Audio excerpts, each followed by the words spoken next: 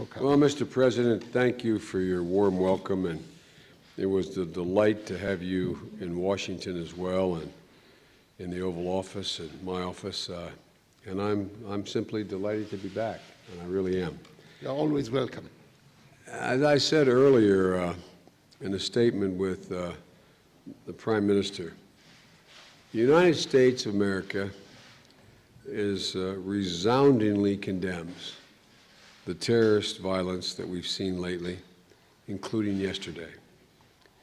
And to use your expression, Mr. President, our hearts go out to those who have suffered and their families. As a matter of fact, while I was meeting with the Prime Minister, he asked one of his aides to come in, and we tried to see whether we could, he and I, could go to the hospital if they were still there to visit the family members and or those who were hospitalized.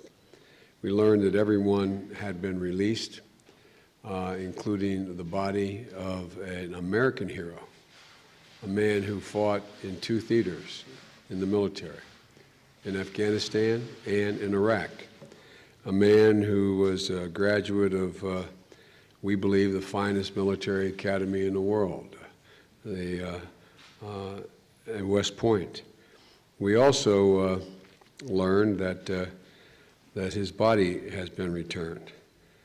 And the reason I mention that is that we take very seriously in the United States, as you do here, the death of every innocent civilian, every warrior that comes as a consequence of venal acts of terror.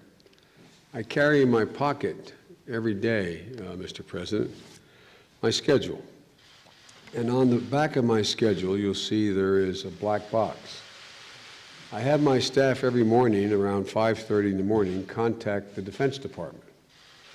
And on that box is the list of the number of troops who have died in action, excuse me, to date from the beginning in Iran and Afghanistan, fighting terrorism. 6,740, not 6,700 and some, 6,740 exactly. Number of wounded, 52,365, not 52,000 plus. The reason I say this is because every single victim, every fallen angel, everyone who falls at the hands of brutality leaves behind an entire community. It's not just that child, that husband, that wife, that son, that daughter is lost.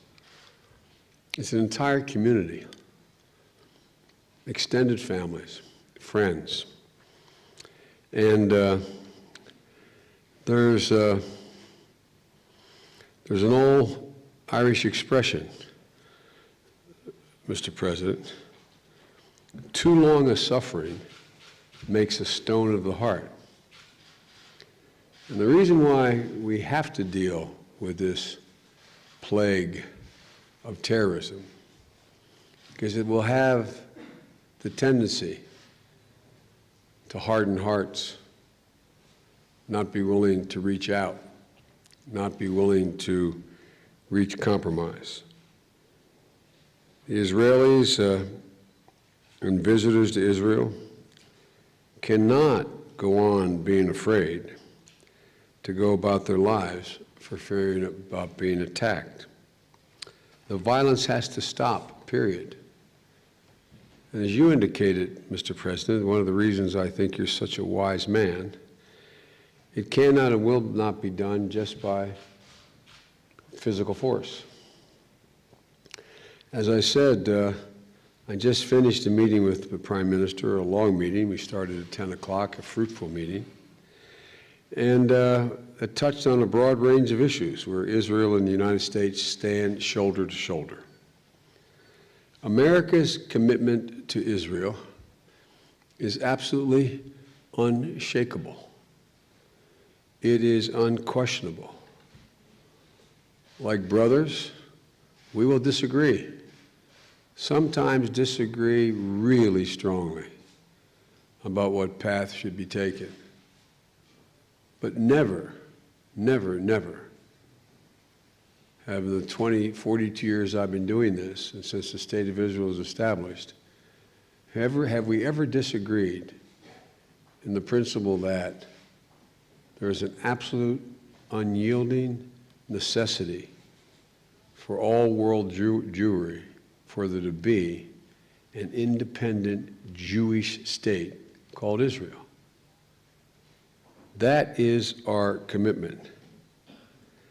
And that rests on this grand state being able to be secure. And partnerships with Israel are in many fronts, but central to that is that security partnership which we have. So I hope to discuss with you, Mr. President, ideas that will help reduce extremism and achieve greater economic opportunity for both Israelis and Palestinians alike. Issues about which I know you are passionate. Because ultimately, a peace that leads to a state where there are two peoples still with the surest, is still the surest path to a prosperous future for all the people here, a two-state solution. A strong and secure Israel is very, very, very much in the interest of the United States. So, Mr. President, I'm anxious to get to our discussion because when I sit with you, I always learn something. I mean that sincerely. You have wisdom. President Obama and I were very honored to welcome you and your wife to the White House on your first visit in December. You said at that time, and I quote, "Israel has no greater friend than the United States." Well, I'm here to reaffirm that that assertion is absolutely right. And we have no greater friend than Israel. I look forward to talking with you. Thank you. God bless you, Vice President Biden. Thank you. Let them get into the room. Go slow, slow.